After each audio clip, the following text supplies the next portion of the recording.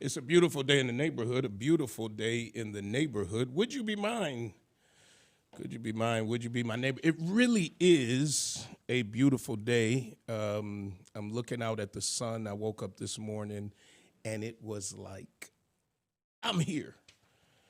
I'm thankful the sun is here because I think I suffer from winter depression sometimes, just a little bit. It's tough. It's tough.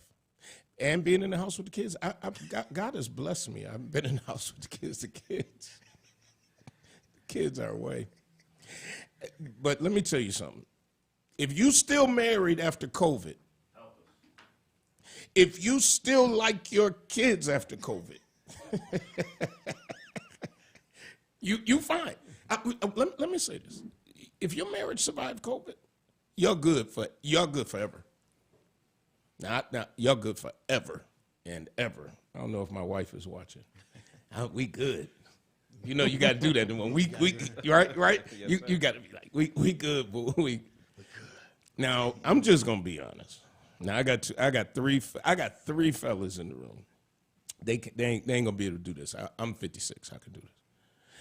Man, there was some days I was just like, we, and I'm sure if Monique was on right now, she would tell you. There's some days I don't think she liked me that much. Yeah. And you know when they mad. You know. You get the back in the bed. The back. And then you do stuff like this. Everything all right? Mm-hmm. Just y'all ever get to? I ain't getting neither one of y'all in trouble. No, I'll tell you what mine is. My temperature check is. You want to get something to eat or no? Oh, that's how you. That's my Devon, are you married? No, sir. Okay. We ain't gonna mess with Devon. Damone. Sometimes I just go to sleep. Just go to sleep, I man. listen. I got a little. My girl's just a little bit off. I ain't going to sleep. I've said in church before, because I love having. We have a guest room, and everything in it is purple. So, the comforter, all that stuff. So we call it the purple room.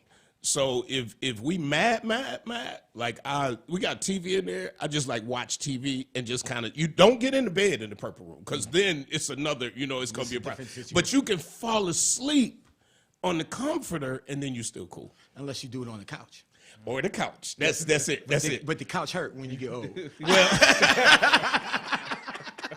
Well, when you're young, the couch can work. But when you get old, you fall asleep on the couch, your neck, dude. We got recliners in the couch, See, it may work. but you can't turn over that good in the recliner. I'm just being real. You can't turn over that well. You doing all this stuff. So I just decided, there's a song, and I tried to say it the other Sunday, and I couldn't remember the tune, but it was like, I just want to be a good man. Oh, they going to say the man listen to be okay. Yes. No, I listen to this station, and I heard it on this station. I just want to be a good man. So welcome, everybody. Got a lot to talk about today. Got guests, as you have heard, so go ahead and get in here. Welcome to Carolyn Lane, Jay Heath, Jeanette Parker, who's on, Faye Hemphill, who is on.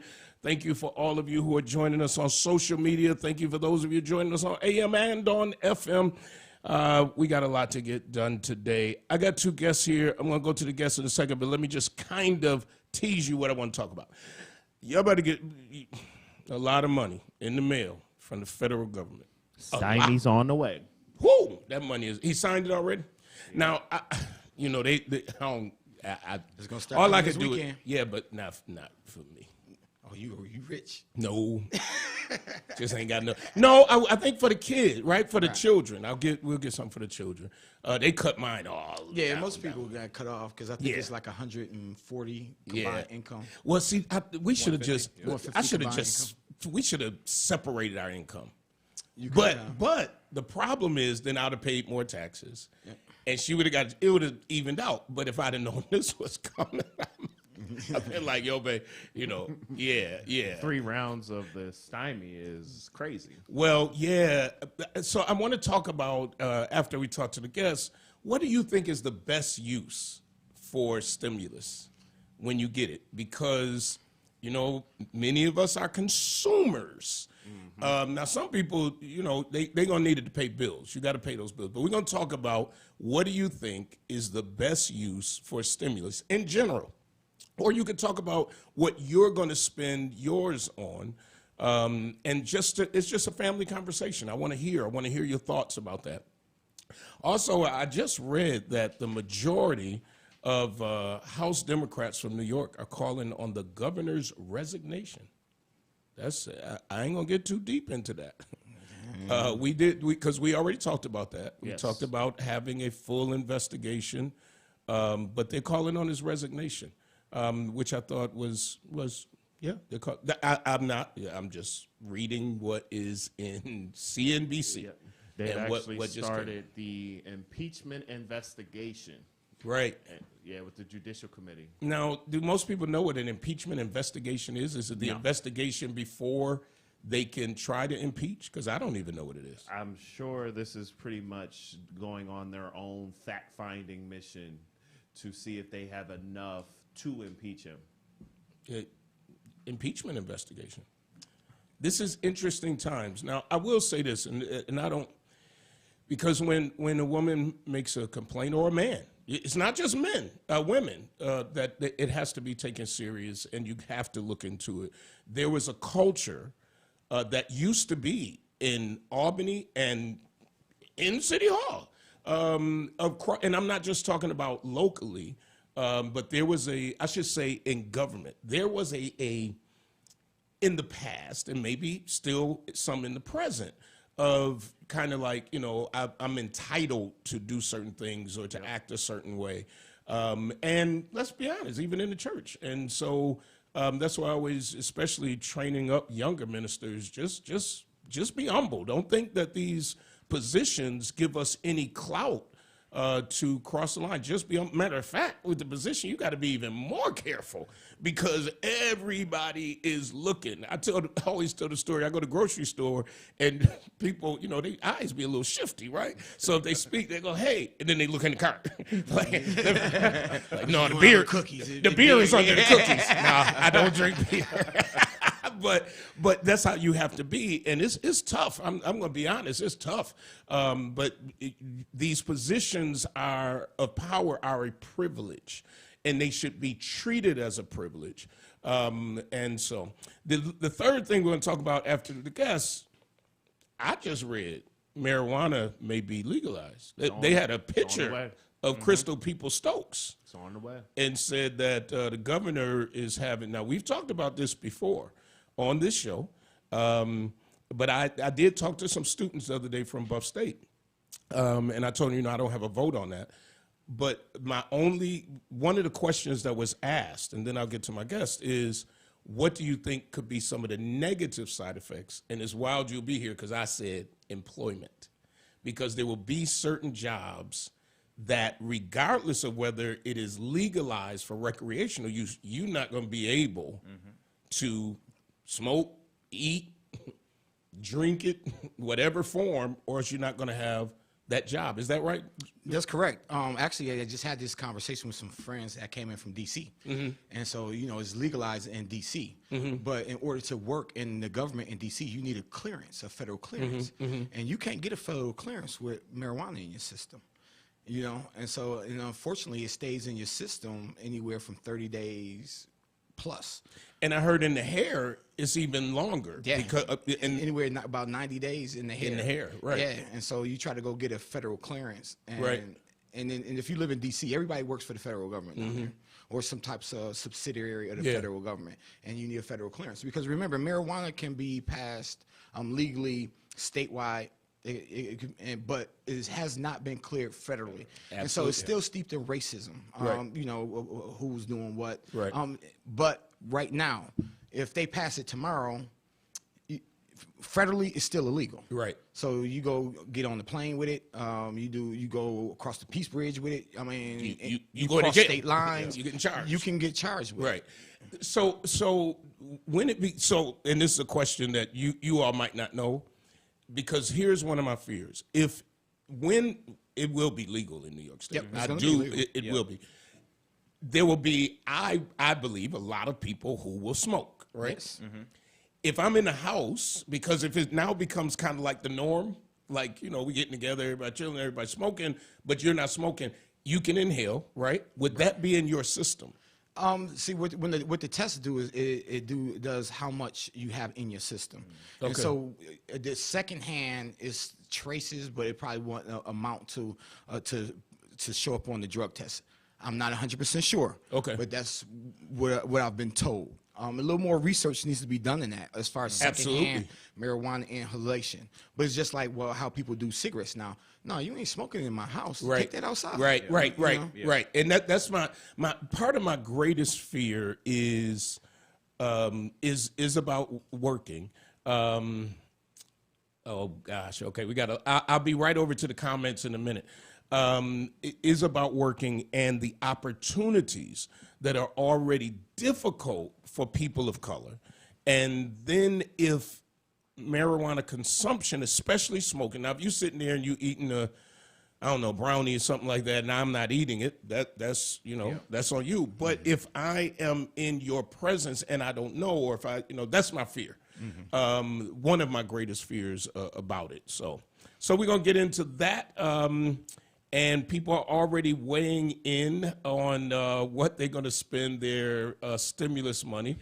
Faye Hemphill on marijuana, because we're talking about it real brief, they just said 94% of marijuana arrests by New York PD was black and brown offenders in 2020. And it's true, because, and that's another piece that we've been working on, is to expungement. So expungement is real. Absolutely. And that's the conversations that's happening with the state. Like, hey, if you legalize this stuff, you're going to have to expunge all them records from all them people that Absolutely. then got marijuana arrests. But even still, I mean, marijuana arrests, I mean, but most of the time what happens is people is driving, and they smoking blunts and stuff like that, and then the police see them, pull them over, no insurance on the car, gun in the car, over an ounce of marijuana in the car, so it leads to other arrests, so it kind of snowballs. But that initial arrest of having a marijuana charge, if it's legal, you really don't need to do that. And like you said, it jacks a lot of people up, and like the visitor pointed out, all these people was getting arrested, black and brown people was getting arrested for marijuana. And although in all the studies show that people of color and white people are using it at the same amount, but the scales is this high, it's very tilted to people of color getting arrested for it. So Absolutely. It's a whole social issue involved in this, and so it's like an onion. You got to peel away all these layers, because it's so much, and it's so steeped in racism, and it's been going on for so long. You know, there it's a lot of things that got to be peeled out. And I know that there's legislation that's trying to use some of the tax dollars to put it back into the black and brown And they communities. should. But I also think that there is, this could be a focal point where the black community can come together, and when we talk about group economics, we can start with group economics on the ground floor. And there are many organizations led by people of color around the country that we can look towards and try to come back and try to invest in, and really use it in a way that can really change the trajectory of our people that are stuck in concentrated poverty. So I think there's a lot of, you know, historically, if you grew up and it's always been bad, that is that's going to be hard to break through, but there are a lot of people that are already doing it, that are already finding ways to get around it, and we can change it from just consumption and something that's recreational to something that, you know, like I want to teach, I run an after-school program, and I want to create a program where if you got an Apple phone, that you buy Apple stock. If you got LeBron's on, you buy Nike stock. Well, if marijuana is becoming illegal, then we should, as a community, buy stock, and also find programs that can help our young people who are in, you know, the illegal market, help them come over to the legal market. And it's opportunities that we can look for and address a lot of things. So, Did you see what they're doing in, I think it's either Michigan or Illinois, where they're using the proceeds of the marijuana to actually pay for reparations? So I mean, Wait a minute, say that again? It's either, I got to double check, it's either in Michigan or Illinois, where they're using the proceeds for the marijuana sales in order to fund reparations. yeah, we got to look into that, because there's some reparation legislation that is around the country that is, I believe, falls short of what the true meaning of reparations really means. And so it's some investment going back in their community, but it's not like black people are getting their Getting a 40 check. acres in a mule. Oh. And so really looking at that word is Because most people think about they're like, but is it really like it's a going back to stimulus our check. A stimulus check, yeah. Right. But no, but you can use the term reparations to address so many fundamental stuff where it don't have to be me giving you a check, but they say, all right, we're going to fund healthcare for the people who have been left out of the system. We're going to try to get back some of those loans. We're going to start to put education initiatives and fully fund education initiatives. And so those things are reparations that's targeted to try to redo the things that were done in the past. It's not just giving and you a let's check. be creative. Maybe we can buy some vacant land, maybe in the hood like they have in the fruit belt. We can get a land trust. We can also looking at let's buy some people some homes in the hood. Let's really be creative. I think some of the things are surface level and there's stuff that we need. There's stuff that we really need. But I think sometimes we can step back and really be creative on the way that we use it, especially if it's going to be reparations. Then let's break some generational curses. Let's break us out of generational poverty and things of that nature. Absolutely. And giving true voices to people in the community. Sometimes it goes and only the people that are most connected to government really come in. Homeowners Absolutely. come in. But our renters that don't know or have been abandoned or apathetic, that we need to be creative on how we bring them in. And things Well, like that. a gentleman who, I won't mention his name on the show, but his son is planning on coming back to Buffalo to do a farm for cannabis. And I said to him, that's probably $1 million business. He said to me, Billion. Yep. he said, he looked me right in my face, right? Billion. So now people are going to make billions of dollars. And some other people, and I think this is why Crystal Stokes is fighting so hard on this situation, don't give other folks crumbs. No. Yeah. And now you don't get their record. You don't get rid of their record. The neighborhoods are still messed up because a part of this, and I won't get too deep, and I miss the intellect that you always would bring to our conversations.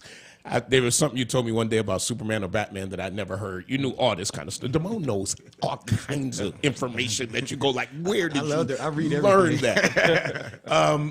But to not, I mean, you know, we go back to redlining, all this, where these neighborhoods are so messed up, and how do you change this?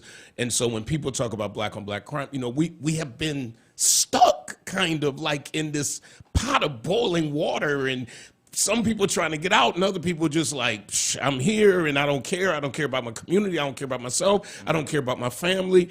And if this money does not address some of that, then we'll just be high. And this is what I was saying. People will just be high. And that's what they want you to do. That's why a walking zombie. Somebody will. I know somebody's gonna say, "Why would you even have a pastor have this conversation?" We gotta have this conversation. We have to address what is in front of us right now. Moses had to deal with his generation. Joshua had to deal with his generation and what was going on right then.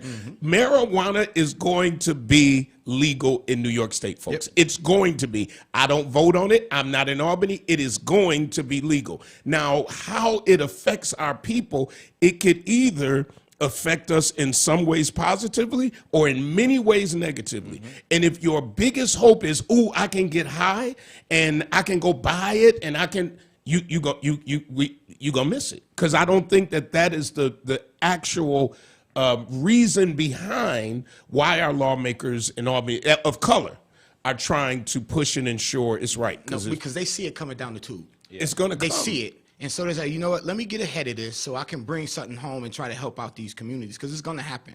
And what happens now is you got all of these other companies that have formed huge conglomerates that want to come in and deliver marijuana. I know. Somebody spoke to the council the other day. Yeah. I texted another council member. I said, am I really sitting here listening to a marijuana commercial? Like it was a company. And that was talking about, they drop it off to your house. Yes. And they were talking about, and it was a woman of color. I don't know where they were from. But California. Was it California?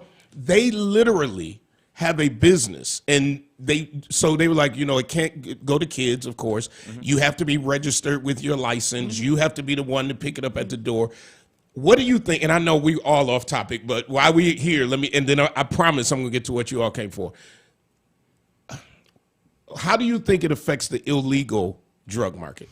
Have you been to LA to see what's going on out there with that? It's a marijuana dispensary like on every corner in LA. Every corner.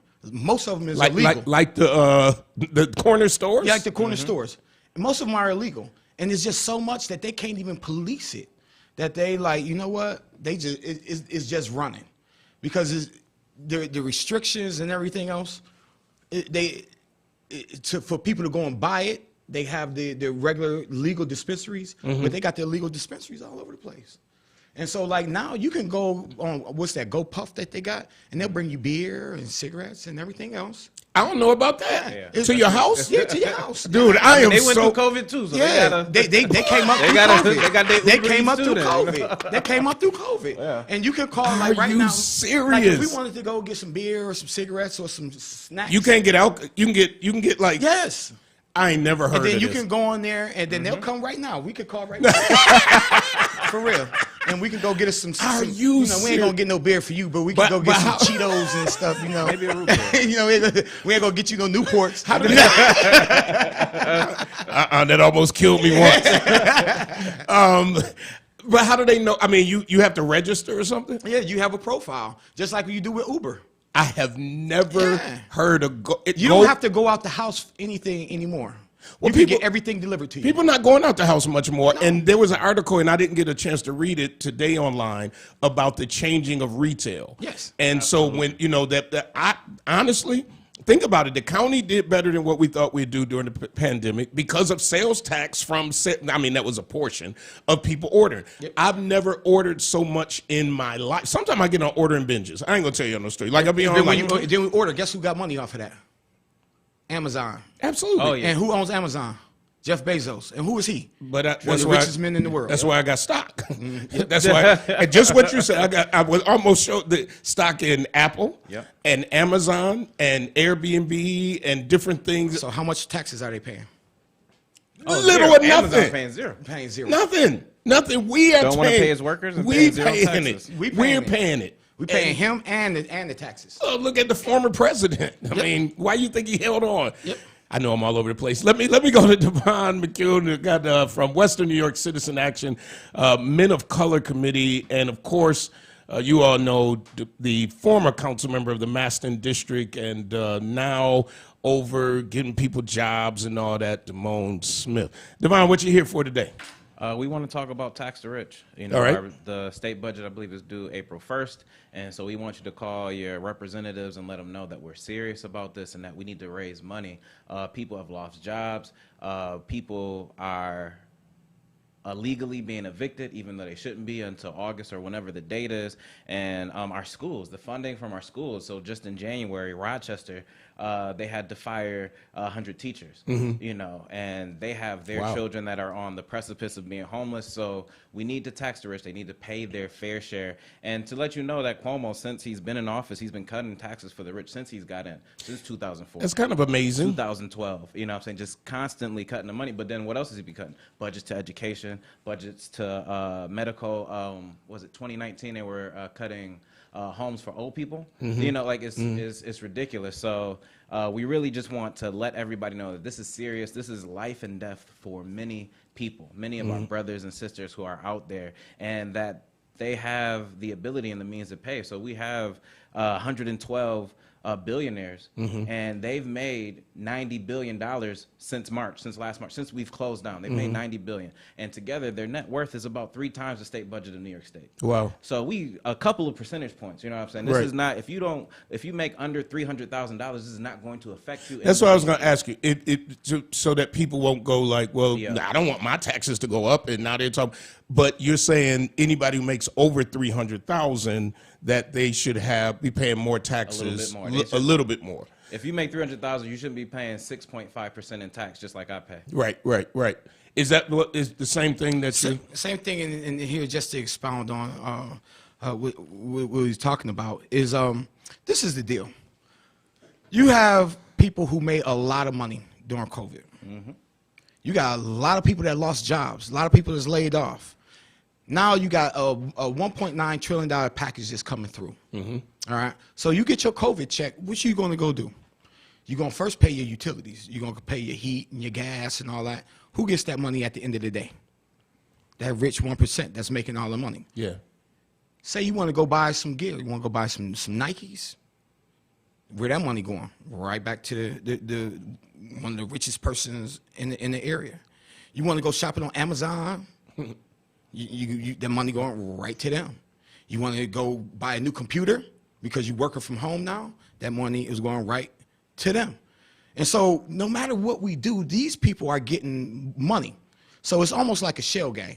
I'll say, hey, Pastor Pridgen, I want to spend $2 million. And you say, I want it. And I said, well, okay, I can get it to you. So what we're going to do, we're going to give it to Devon, and he's going to spend it with you. So we can't just give it to you. We got to do a pass-through. Yep. And that's what's happening with $2 trillion that's going through. Right, and then right. the average person isn't going to say, I'm going to take this money and I'm going to fix the street. Right, or right. I'm going to hire teachers. Right. Or I'm going to tear down the buildings, or I'm going to reseed the empty lots.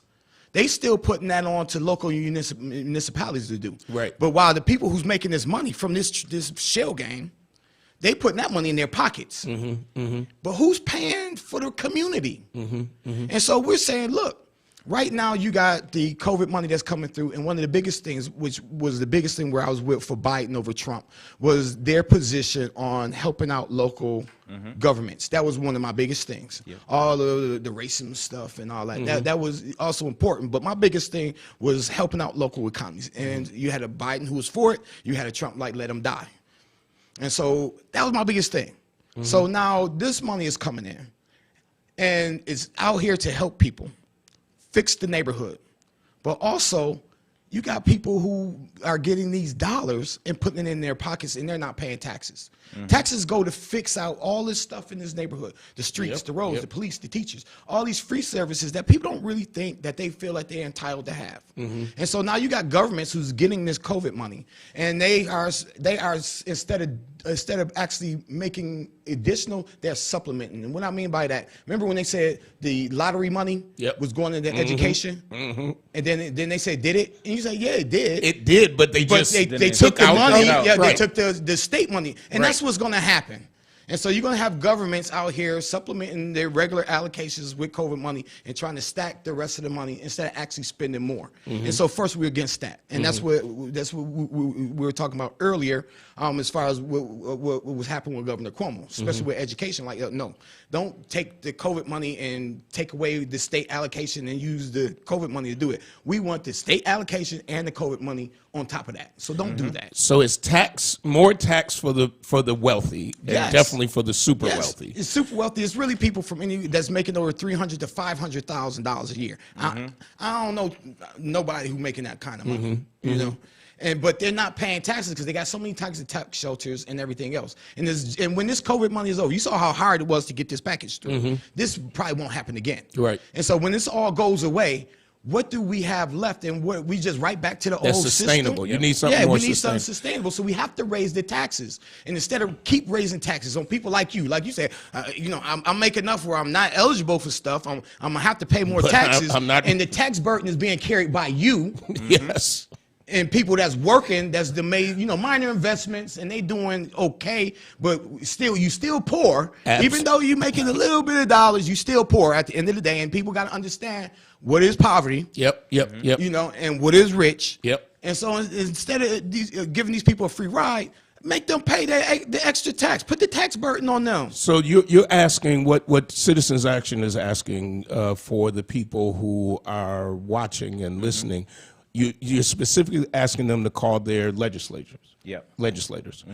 State legislators. Yep. All right, so I want to get that right, so y'all not calling City Hall. Don't call City Hall. But everybody call it councilman. Yeah, I heard you.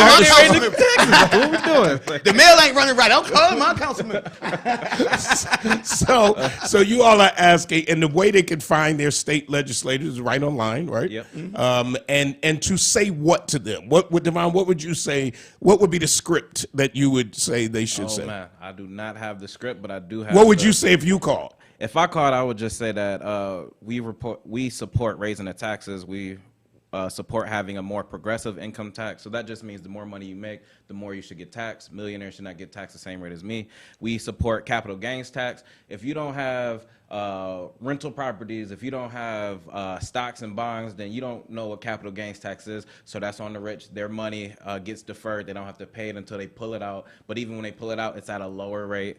Air tax. So if you have an heir, if you passing on millions of dollars down, they've cut that. We want that.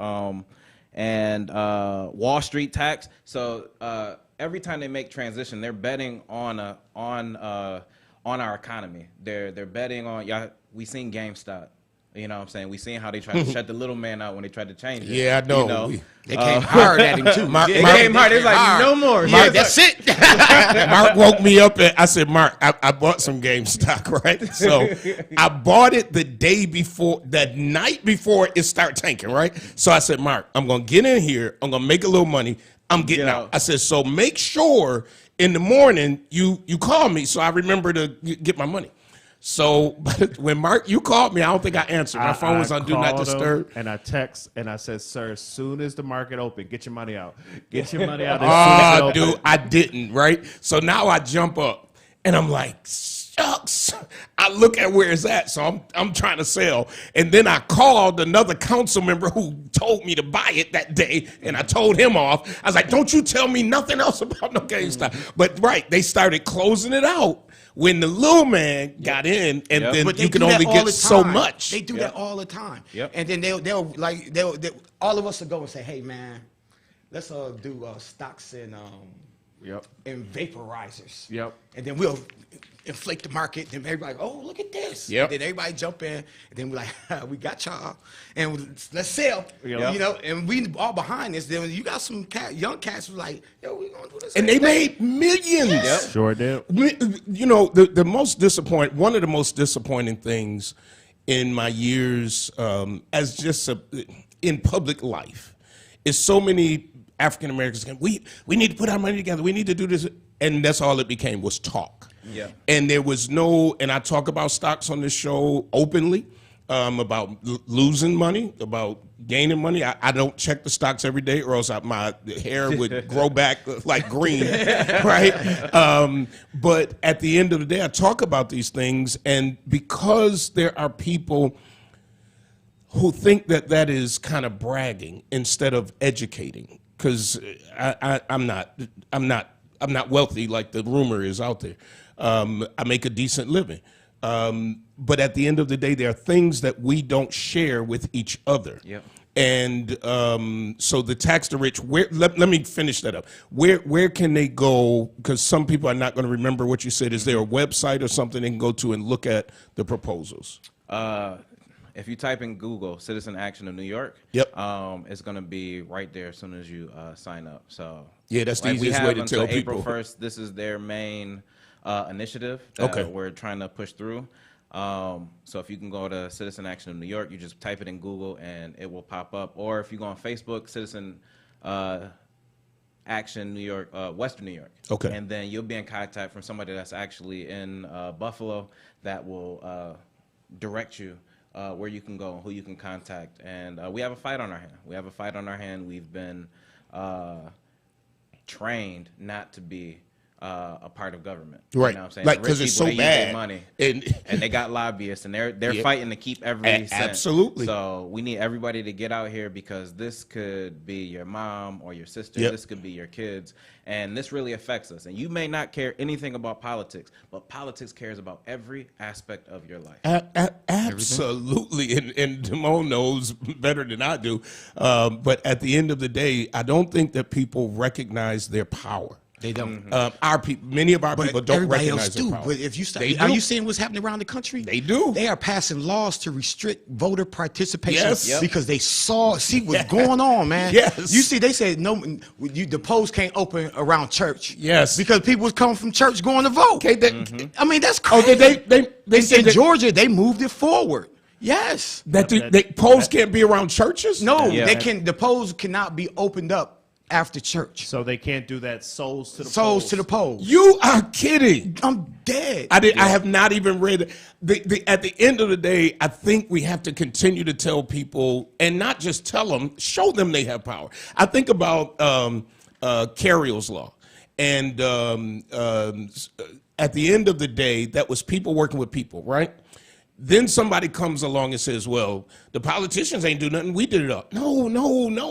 We did that. Together. And it is my job to listen to people. Now I can't produce everything everybody wants because you're always going to have two sides, three sides, put something together that makes something work. Make it work. That's our job. And so when what I always tell people, and you know, we got now ministers groups that are working along with government, and I remember one of the groups asked me, what can we do for you? And you know what I said? Hold my feet to the fire. Mm-hmm. What I need is for you, if you have an issue, you have something you want changed, you have something you want created, you can't just hand it off to me because I'm one person out of 9. Yeah. They have to see that community support. Yeah. I'll be honest, I don't think, had it not been for all of the what I call righteous protests in the summer, I don't think I would have got. It would have been harder for me to get Carrio's law done. Oh, definitely. Right. Without I wouldn't have been. We're working on Breonna's law right now. We did so many. I put forward so many things and was supported by my colleagues. But again, I think it was because every day, some of it, we had to walk outside past groups of people. But that's what happens. Let me tell you.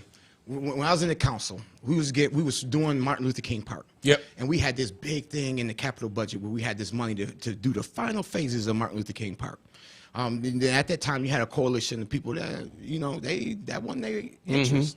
Man, we had everybody. We filled the chambers with people who wanted to get Martin Luther King Park done. All the block club people, it was filled up. Yep. Man, they sailed that thing right through with no protests. Yep. And so it shows how people can actually show power by showing up. Absolutely. And so like now as leaders, as people who are trying to influence people for the good, there's two things that you have to do. One is you got to put it where the goats can get it, as people always say. Well, you know, make them talk to people in layman's terms where they can really understand the issue. And then when they understand the issue, you ask them, so what you gonna do about it? Put it where the goats and so what you gonna do about it? And you got to ask them that question. What are you gonna do about it? Yeah. And then they say, I don't know. What can I do about it? Yep. Well, now you know the issue. You understand it. And so now you need to call your state representative. Yep. You need to call your senator. You need to call your assembly member. And if you don't know who your senator and your assembly member is, then you need to go find that out. That's what you need to do. Yep. So what are you going to do? And I'm about to go find out who my senator and my assembly member is. I'm going to call them. Right. You know, and tell them the rich need to pay their fair share, and I'm with you on that. Easy way to say it. We need to be creative, though. I think sometimes when you're been fighting in the community for so long, you can take for granted the generations that haven't been. Or people will come to these meetings and they'll be like, or sometimes we go to elected officials and they'd be like, that's the county. Or that's the state. I'm sorry. I didn't know nothing. I'm 33. I went to grad school for urban planning in 2019. That's when I learned. Right. So I got 29 years of not knowing. Right. I'm sorry I didn't know that was the county or that was the state. So there needs to be a heart of patience, and then we have to be creative, because what we didn't have in the 60s and the 70s and the 80s, they didn't have Facebook, they didn't have Twitter, they didn't have Instagram. So people's attention are different. People's attention span, how do we get it across, is so different. And then there's ways to marry it. You know what I'm saying? Like, if we got flag football games, then let's talk about some of the issues there. That's where you go and can talk about some of the education things that are going. You got the parents there, they're trying to support their kids, but now it's touching the heart. It's placing it in a different way.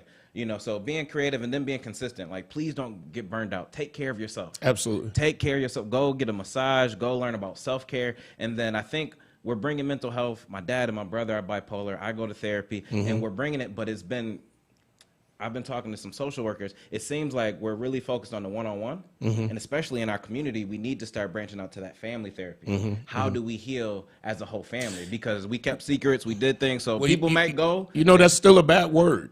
Yeah. When I was in school and learning counseling techniques, and I don't know if the statistics have changed, but African American men and Asian were the hardest at that point to get into counseling. You know, there was a time in church that we wouldn't talk about it. You know, we had a whole mental health month here at this church. And right now, we still have a group. You can get on a group chat with our mental health professionals that go to church here, because I'm very open and you know, I said it kind of like joking earlier, but I honestly, like, there are times that I go through bouts of depression, right? Because you got all of this weight on you. You know, it was a rough year. It was a rough year. And I was very open about it. You know, when you got to work every day and you got to smile every day, and then people want to put, and because my feeling is if we don't talk about it, we stay locked up mentally, and then we tell people pray about it. Well, I agree, pray. But there's also, the Bible is clear. He gave us physicians for the sick, you know, and at times you need to be able to talk, and it's not just about our bodies. I've always said our minds in many of our communities are messed up from so many years of, first of all, neglect. You said it earlier. If you got to take care of your whole body. And one of the things, and we're going to get to the stimulus money, because y'all writing me. We're going to get to the stimulus money. Y'all here now. You're going to give me these last 15 minutes. We're going to talk about the stimulus money. But I am not the one. I used to work like, especially when I first, there's a time you got to grind. The Bible lets us know there's a time for everything, right?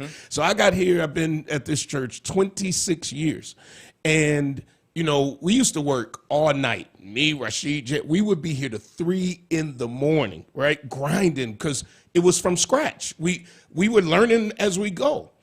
I'm at a place now at 56, and I really started, Lord, where I'm going to take a vacation. And I am going to stay in the house on some days during the week. And I do say no. And the problem is our people become so dependent on other people instead of information. My job ought to be teaching, giving information, empowering, right? So that then, you know, where the goats can get it.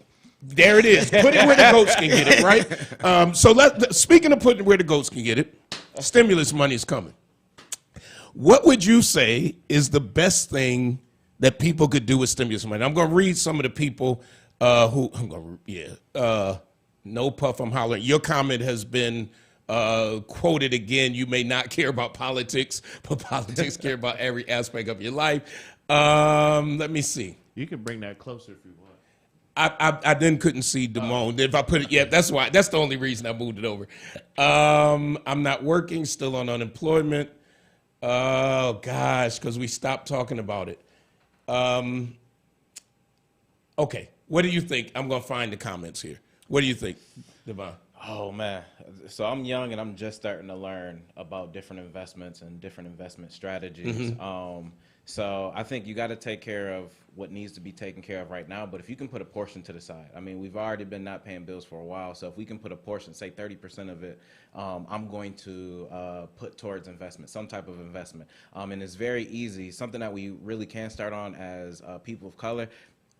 You can put life insurance on the oldest member of your family.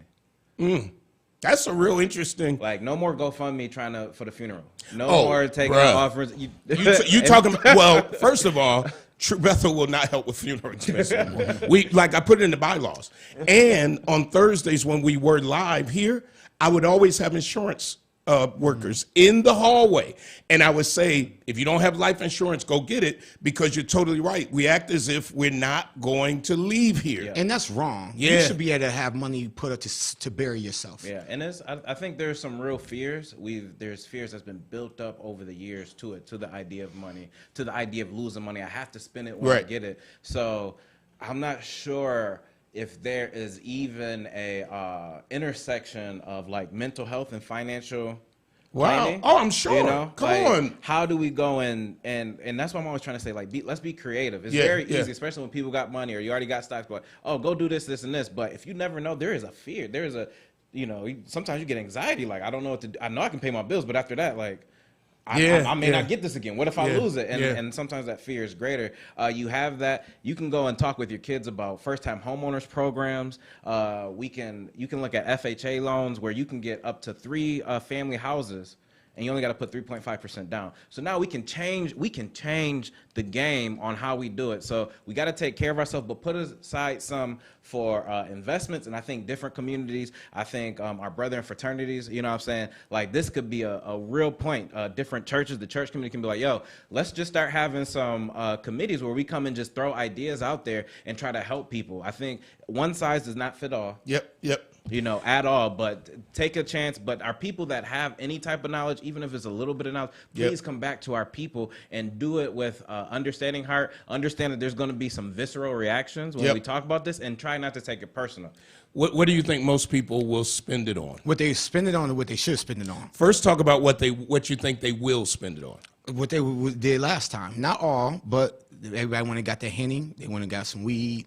They went and got a couple outfits. They went out and threw some parties, you know, in their house. I mean, I'm just being honest from what I saw. No, this is a real show. Yeah. And so they bought things that they to self-pleasure themselves. So Paulette Jones on Facebook says she's spending it for home improvements and repairs. Somebody else says they are going on vacation. So go ahead. And now if we want to say what you should spend it on, first, pay your debts.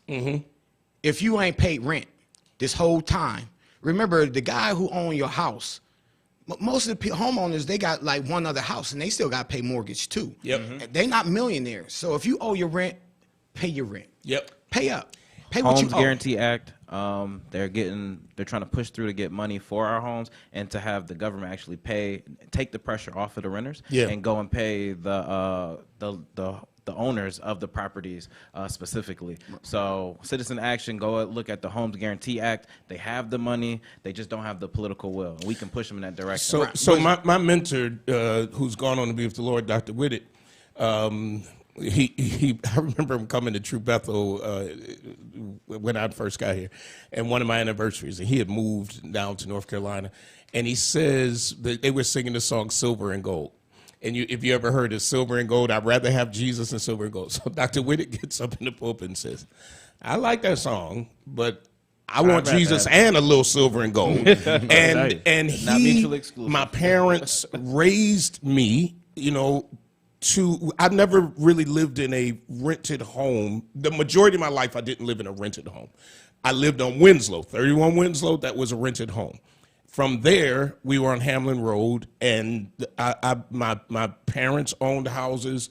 My dad says my mother would spend up all the money. She's gonna kill me for saying this because she listens. My mother would spend up all the money if it wasn't for him, right? So my dad is the one, and I'm like this right now. I bought a couch the other day, and Monique was like, as soon as we get home, you're going to be like, I shouldn't have spent that. I shouldn't have, right? So I'm like that, right? But my parents, my mom worked at the phone company. She had stocks from the phone company, so I had some knowledge of that. And you got to pass that down. So when I'm talking about this stuff, especially about stimulus, this is what I think. The first thing, now I agree with Dr. Whitted, and he used to always say to me, take a little, you can enjoy yourself with a little. Come on, you can go to dinner, you can do that. But the first thing you ought to invest in is you and your future. You said it, and it's things like this. If I got debt out there, let me pay this debt so I can get my credit together so that my future looks better than my past, right? So I don't know how much, if I'm going to get anything. At the end of the day, we're already thinking, you know, where are we putting this? So like the last one, I haven't even cashed the last one. It was a couple $100, but at the end of the day, we decided to buy more stock because I don't need to go out and buy another pair of sneakers. And if I do want to, I can. But when I get in large sums of money, and I count that as large because it wasn't something that, well, I did work for it because it's, you know, but at the end of the day, I'm invested in me. We gave Wall Street way more than what we get. That's our money. Right, and that's what y'all basically were talking about that tax to rich. I invest in tomorrow. What can I do for tomorrow that's going to make my today better and my tomorrow better? Monique, thank God I have a wife who, you know, we talk about these things. What are we going to do with this? What are we going to do with that? So I just looked on my desk at home, and we had already talked about what stocks that we would buy, right? And that's for me. A lot of people can't go into the stock market. They can't deal. Yes, they can. But you ask Cash App. You on the stock market? Oh no. They may not be ready. Right. But you are right. You can't do those Cash App because my is that what Rashawn? My grandson did it, and my son. I got a 13-year-old son who we didn't even know bought his own stock. And so we're talking, and JJ was like, I forgot what he bought. And I said, his mother asked him, where'd you get that from? Listening to you all. Yeah. Listening to you. And think about it, when you get 13, you start doing this, and then so by the time you're 33 and you've been doing this for 20 years, you done got so much built up. Yes. And the thing with stocks and things with investment, it don't turn over overnight. Absolutely. It takes decades in order to amass. If it turns over overnight, it can also go down overnight. Yeah, overnight. Exactly. Yep. And if I invested or invest, I have this thing called Motley Fool, so I subscribe to that, and it talks about how, and it's really teaching me, like you shouldn't put everything, you don't put everything in one thing. Diversify. Be very diversified, so that if one thing goes down, you're not ready to jump off, the bridge. Veronica Gold says, invest in your children.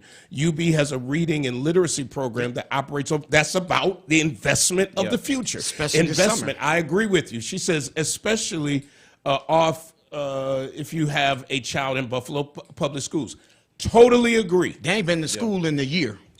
Totally agree. They have Invest not been in to your school children. in a year. Invest in your children. One of the things that I caution people is about investing, for instance, in going out to buy a new game system. We've got to start. If you got that money and that extra, and that's what you're going to do for pleasure, fine. But let's not spend our lives needing to be entertained.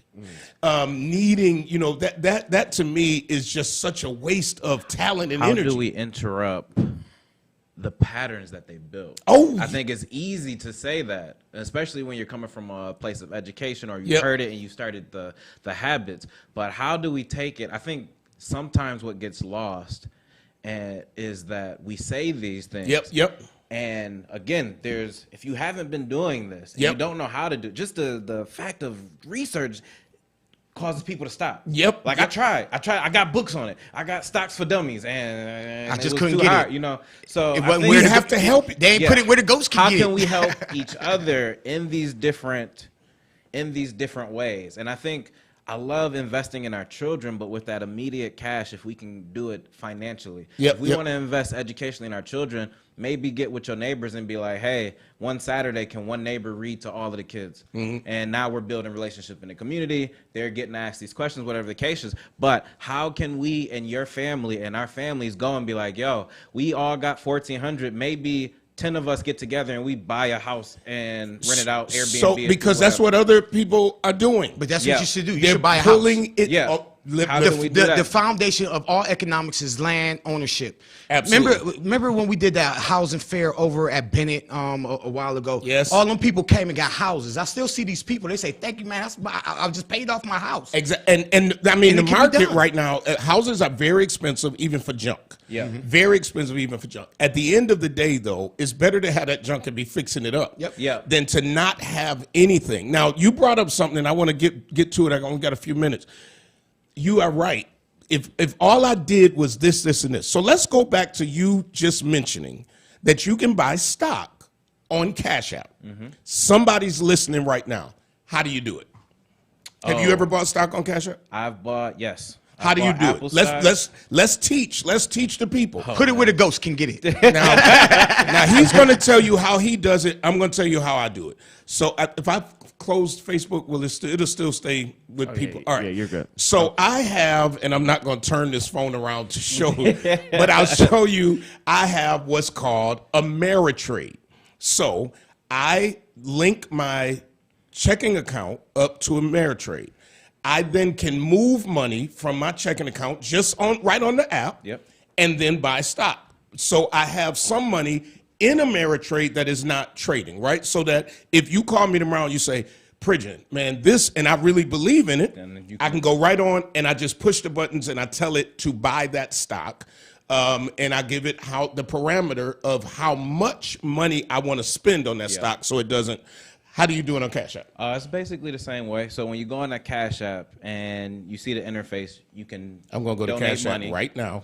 And they got the little $sign. And at the bottom of your screen, to the right of the $sign is a little zigzag. Now I'll show y'all my Cash App. And Okay. the Bitcoin. So if you press on that, All right, so those of you who have, look at me putting my glasses on like I'm Nothing wrong with that. No, but it was up like I was about 80 years old. You know, Looking over the It top. was. Right.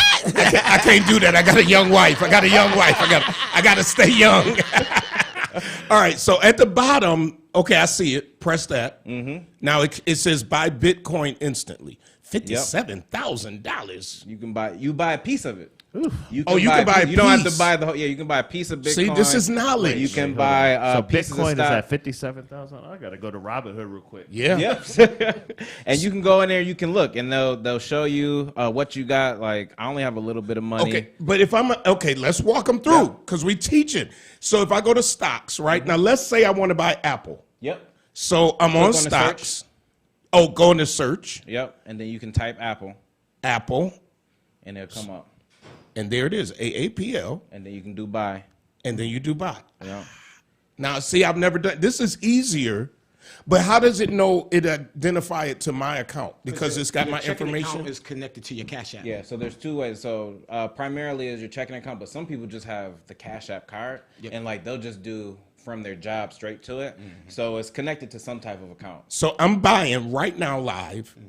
I'm just going to buy $100. Now, I have Apple through the other one, but I'm going to do it just to see how it works and to teach.